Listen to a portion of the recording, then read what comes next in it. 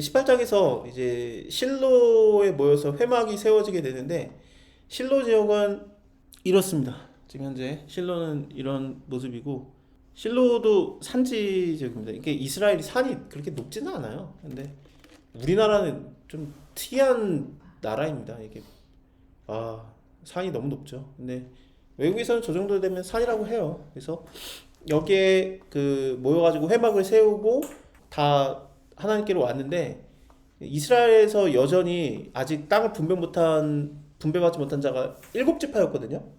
근데 얘네들이 민기적거리는 거예요. 하나님께서 너에게 땅을 취하라고 했고 그래가지고 이것을 제비뽑아가지고 나눠 가져야 되는데 너네가 언제까지 지체하겠느냐. 그래서 빨리 세 명씩 각 지파에서 세 명씩 선정해서 땅을 두루 다니면서 그걸 정확하게 그려와라. 그리고 나서 나누자라고 된 거죠. 그러니까 무작정 나눌 수는 없잖아요. 그러니까 뭔가 알아야지 땅을. 그러니까 그려와. 그래가지고 그걸 갖다 모은 다음에 제비를 뽑아가지고 이게 땅을 나눠야지. 근데 남들은 그냥 자기 차례가 됐는데도 알아서 죽었지. 그러면서 이제 안 그려와. 그러니까 이제 여호사가 화가 났어요, 사실은. 그래서 빨리빨리 좀 그려와. 그래서 땅을 안 받았는데 지체했다라는 게 되게 특이한데, 그러니까 복도 안 받았는데 요구하지도 않아요. 근데 우리 신앙이 이래요. 하나님한테 안 받았는데 기도도 안 해.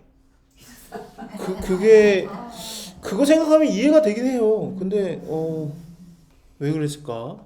나는 눈에 불을 켜고 그리고 다녔을 텐데. 사람마다 다릅니다.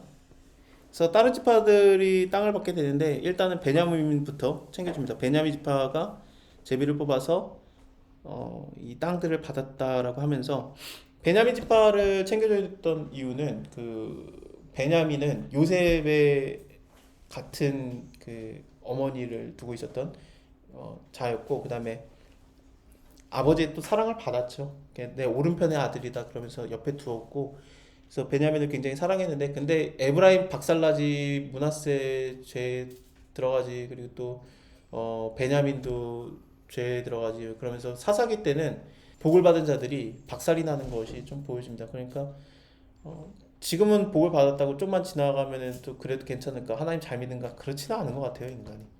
어쨌든 그래도 지금 현재는 받는 게 중요하니까. 이게 루스 지역도 나오고 이게 루스가 이게 원래 이름은 루스가 아니라 원래 이름은 루스인데 이게 베델이죠. 그래서 루스는 베델이었다 이렇게 표현이 됐었습니다. 자, 땅의 경계에 대해서는 우리는 사실은 잘 몰라도 됩니다. 그다음에 둘째로 시몬 지파가 이제 땅을 분배받는 거 제비 뽑아서 분배받는 게 나옵니다.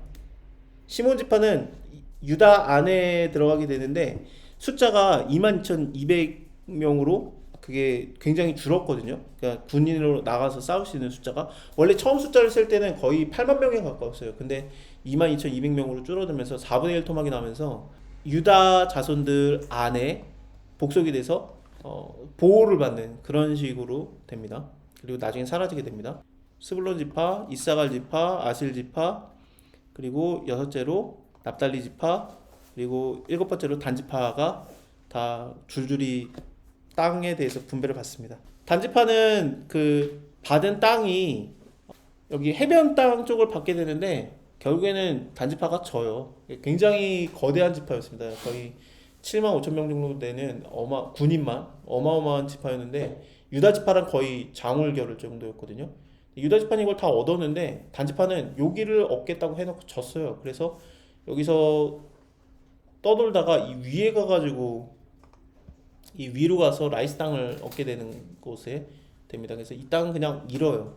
그래서 여기 위에 땅에서 거하면서 온갖 죄를 다 짓는 지파가 됩니다. 그래서 단지파 같은 경우에는 너무 죄를 많이 져가지고 진짜 어떻게 될지를 몰라야 되는 막 그런 상황이었어요. 그래서 이제 야곱 같은 경우에도 너는 독사의 새끼로다 말할 만큼 저주를 했었고 요한계시록에서 12지파에 대해서 이름이 쭉 나올 때 단지파가 거론이 안 돼요.